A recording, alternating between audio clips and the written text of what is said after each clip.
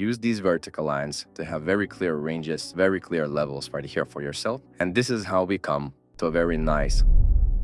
So this is the level that we would target right here. So now the main basic foundation stays the same. All right, how is everyone doing? I hope you guys are having a great day. Really appreciate all the positive feedback from the most recent breakdown on euro dollar. Very glad to hear that it helped a lot of you guys to figure your stuff out. I really haven't mentioned this before, and I'm not going to go about this like a broken record or something like that. But every single one of you who subscribes to the channel, leaves comments and stuff like that, motivates me to keep on going, to keep on providing value to you guys. Seeing the data, I can see that most of you guys haven't subscribed yet. So I would, again, really appreciate you guys if you could press that button, as it's really just letting you know that you guys appreciate this content, you guys find it valuable. And as mentioned, it just simply motivates me to keep on going. So that is that. The topic that I really wanted to talk about today is targets. And here I'm talking about short-term liquidity pools, short-term draw on liquidity, stuff that in most cases we enter when we look for those quick in or out positions, sometimes even day trades and stuff like that, pulling with the higher time frame direction. So mainly, there's really not a lot of things that you have to remember. The actual foundation is built from the 3-day look back. So the 3 previous days liquidity, session liquidity. These are the main factors, the main draws on liquidity to know when you have a clear direction, what you need to focus on. So for this example, we will use this trading day right here. We have the arrow below and arrow above. So again, we are focusing on the 15th of October. We are not digging into higher time frames, lower time frames, some stuff like that. This is not a trade breakdown or anything like that. We are strictly focusing on targets. We are strictly focusing on how we look and determine, in most cases, our magnet areas for scalp trades, where in most cases we want to bank our partials and all of that stuff. So now notice that we are on a 1 hour time frame word here. So focusing on this near mid open, this vertical, I'm imagining that we are opening on this day right here. The first thing that we want to do is look left. We don't even have to go to the higher time frames or anything like that what comes to this. And what you want to do is simply draw a box for yourself right here. And we will call it 3-day range. So now what you have trading on this day, on the 15th of October right here, we have a range from 3 days looking back. So this was Monday, Friday, and Thursday. So this is the first thing that we want to identify and draw for ourselves. Let's move this arrow out of the way. So what we have here is sell side liquidity, 3-day range. And again, important to remember that not always we will have range bound days when we look left. Sometimes we are on a very one-sided move. Sometimes we are in a bit more choppy sideways price action here what comes to the lower time frames. So again, this varies, but what comes to actual foundation, what comes to actual targets and stuff like that, if you don't have clear internal range and you're moving towards higher time frame, bigger, let's say daily time frame draws on liquidity and stuff like that, this is, of course, when you don't have this present. But when you do have a clear 3-day range liquidity, previous days liquidity, kill zone and session liquidity that we will talk about on the 15-minute time frame, this is very simple, nice, and easy area. These are nice and simple, easy areas and magnet levels to identify for yourself. All right, so here you can see that we have our range identified right here. This is the high of 3-day range. This is the low of 3-day range. Then what we have inside is the previous day's lows and previous day's highs right here, including the day in the middle, the second day right here, which was Friday. So what we want to do for that is identify those levels as well. So right here we have previous day's highs, buy side liquidity at 1.30722. And here we have previous day's lows right here. Then we look left, you can see that this low and this low was over the taken out, so we don't even focus on that part. So we identify this high right here from Friday.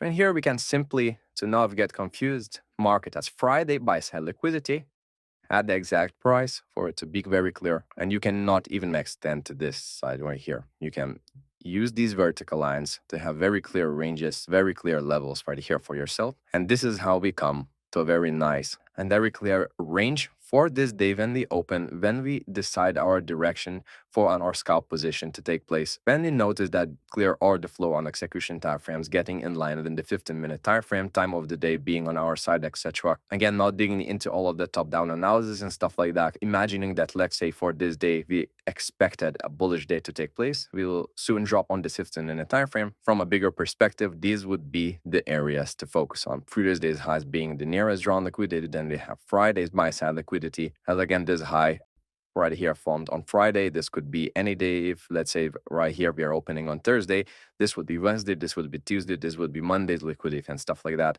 And lastly, of course, we have our 3-day range, buy side liquidity right here and sell side liquidity right here.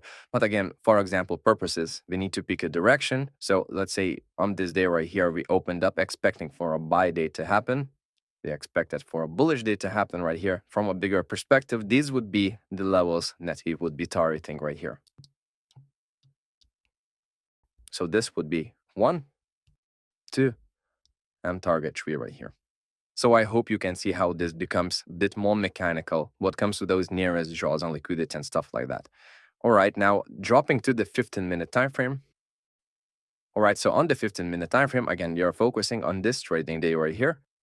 And this actual yellow box right here, expecting for a bullish day to take place. We are again not dropping into all of the other factors. We are not analyzing all the other factors if we would take this long, if we wouldn't take this long again. But again, we are strictly talking about lower time frame draws on liquidity and areas to pay attention to. We are putting all of this into a bit more mechanical frame and stuff like that. So on this day, noted that after the New York Midnight Open, this gray area, this gray box being Asia range right here, noted that price runs lower, gives a morning protraction, running the Asia range sell side liquidity right here. Then it runs all of this sell side liquidity right here. You can see that we had this consolidation, price left the sell side liquidity, and we had bullish fair value gap that formed during the near kill zone. And as you guys know, all the most strong imbalance points usually form either during long on kill zone or near kill zone, when there is quite a lot of momentum in the market. So we focus on that specifically. We extended, and you can see again that after the New York Midnight Open, price starts protracting,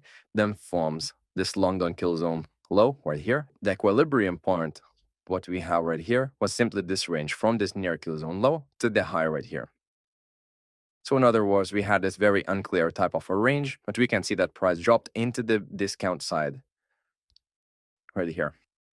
And looking at the discount side, you can see that we had this sell side liquidity, we had this bullish fair value gap. So as we are not focusing on entries and stuff like that right here in this video, entry we have taking place right here on this candle.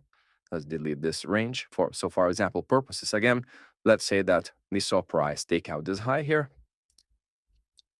and it came back into this inverse fair value gap. Notice that here we have a bearish fair value gap. Price broke above it, came back lower, rejected it right here. And let's say after this candle's rejection, it took our long position here, covering most of this low right here. So now where we would target, where our attention would go to. So now as we already identified the main draws on liquidity from the 1 hour time frame, the nearest draw on liquidity and partial area of course would be the previous day's high right here. But now this is where we must align some stuff for ourselves. So the first point being the 3-day range, and 3-day ranges liquidity. Then we have previous day's liquidity. This right here also includes its previous day's liquidity. Note that we have target 1, target 2, and stuff like that. And below, where we focus on is the session's liquidity.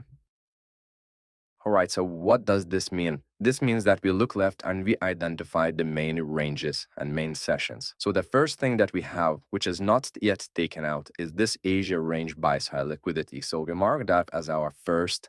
Yeah, we have to bank some potential partial profits right here. So we have our target 1. If let's say near kill zone from the previous day would be somewhere around right here, it wouldn't be taken. As you can see that this high was already taken out by the PM hours. So the near kill zone's high when they found right here. And notice that PM hours took it out. So obviously we don't even pay attention to it right here. And notice that all of this buy side liquidity pretty much lines up with the Asia range. So in this case, of course, we adapt to the situation and we target this Asia range.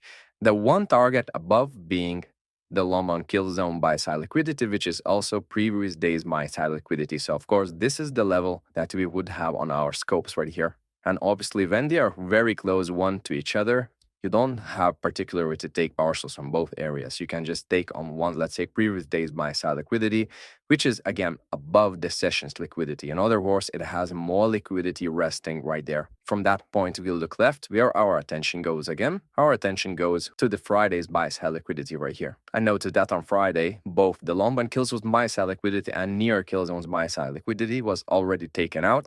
So obviously, we don't pay attention to that. If, let's say, the high would have been right here, and we would have a near kill zone buy side liquidity that wasn't taken out, this would be first partial area that we would focus on, and this would be for this buy side liquidity the second area that we would focus on. Again, and we want to follow this whole sequence right here, this right here being the biggest draw liquidity, then we have previous day's liquidity, and then we have sessions liquidities. So sessions liquidity right here is the least important, but we still use them when they are clearly sticking out. So to mix things up and for you guys to have a better understanding again, let's imagine that previous day's buy side liquidity was right here. And let's say that we would have near kill zones buy side liquidity right here. So notice that price runs towards Asia range highs, and we would identify the near kill zone buy side liquidity as well. This is where we would also look to bind some partials, some profits, and on the down we would look to bank around the previous day's highs right here. But in this case, as we have near kill zone buy side liquidity already taken, we just simply look left, and what we have here is the previous day's buy side liquidity right here. So we focus on that. Same situation here on Friday. So we would simply, again, focus on Friday's buy-side liquidity as our next area to target. And then lastly, notice that Thursday's buy-side liquidity formed during the near kill zone. So again, same exact situation. We don't have anything else to target or pay too much attention to. But here on Thursday, except for the actual buy-side liquidity of that day, actual high of it right here. So in this specific area, we simply have 4 targets for ourselves. This being the first target that we would focus on, then second target right here, third target right here, and the fourth target right here. This Asia range high, which is sessions liquidity, so we can mark that in a different color for you guys to have a better understanding of what I'm talking about. So let's mark this red. Then we have previous day's liquidity. So buy side liquidity right here and buy side liquidity right here. So let's mark this in blue color. And lastly, we have the buy side liquidity of 3-day range. Let's make this green. So this is the level that we would target right here. So now the main basic foundation stays the same, this being the biggest draw liquidity, this being the second biggest draw liquidity, and this being the third biggest draw liquidity. Then below all that, we have all the fair value gaps, all the deviations, all the extensions and stuff like that. But again, opening and seeing price bottom out, expecting for long positions to take place. First thing that we would pay attention to, the 3 days ranges buy side liquidity. Then we would pay attention to previous days buy side liquidity, and then to the session liquidity. Again, the whole development will be different every single time. Sometimes, let's say, instead of Asia range liquidity here, you would have near kill zone liquidity and previous days buy side liquidity higher. Similar situation would have taken place as well. So let's say here on this day, the high of the day, the Friday buy side liquidity would have happened right here. Now this blue area would go right here. And let's imagine that near kill zone buy side liquidity would have happened right here. So this would be our session liquidity. So we would target them accordingly, pushing higher, looking left, seeing what we have, but overall putting main attention to these 3 parts here. So those are some foundational core areas to always have on your charts, to always pay attention to when you are trading towards them. In my personal opinion, the worst thing that you can do is be completely blind about your targets, not know where you're aiming towards, not knowing what you're aiming for and stuff like that. This is not where you want to be. Blind type of trading is never a profitable trading. You want to define areas and levels where you will take partials and will be looking to be fully out of your position before you even enter your trade. So that is all for this one. I hope it was insightful, and we will talk very soon. Take care, guys. Have a great day.